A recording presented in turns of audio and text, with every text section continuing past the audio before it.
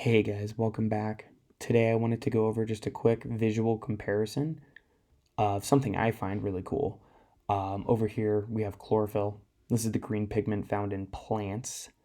And over here we have heme, which is the red pigment found in red blood cells in hemoglobin, right? I'm sure you guys have all heard of both of these, but I just kind of wanted to go over, you can just kind of look really quickly.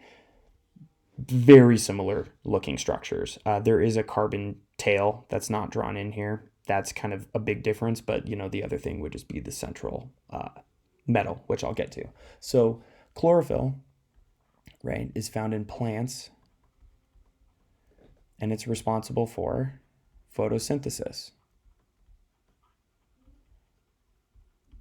It's the green pigment, which is super cool because it converts the sun's energy into chemical energy.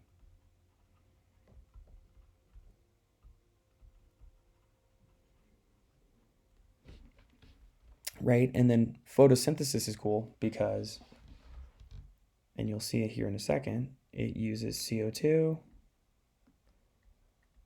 plus water to form carbohydrates. Right? Which is how we get energy from eating plants. And I'm just going to abbreviate carbohydrates as CHO. So what's kind of cool with this is, and you also notice that it's got the central metal of magnesium, which has a 2+ charge. This is kind of one of the reasons why, leafy greens are a great source of magnesium, like spinach is a great source. And then we'll quickly jump over here to heme. Notice really that these ring structures, these are called porphyrin rings. Naturally occurring. And, just off the bat, very similar to what's found in our red blood cells, right? So heme is really cool because it's found in us, in our red blood cells. Okay.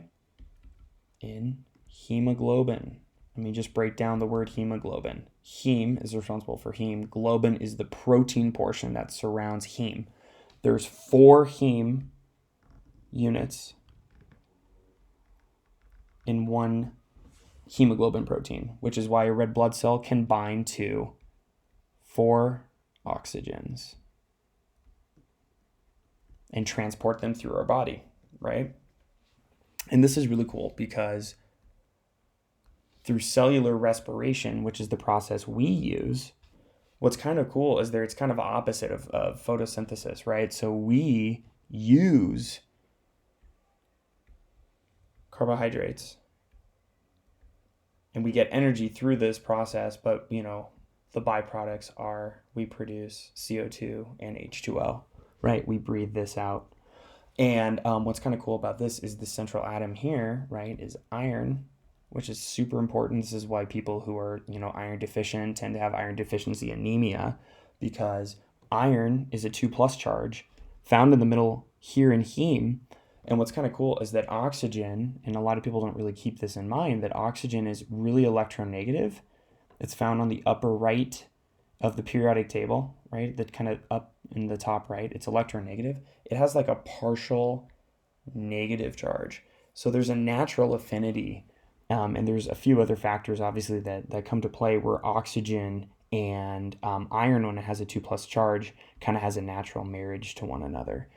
So it's attracted to, that's why red blood cells can transport oxygen to tissues with high metabolic demands.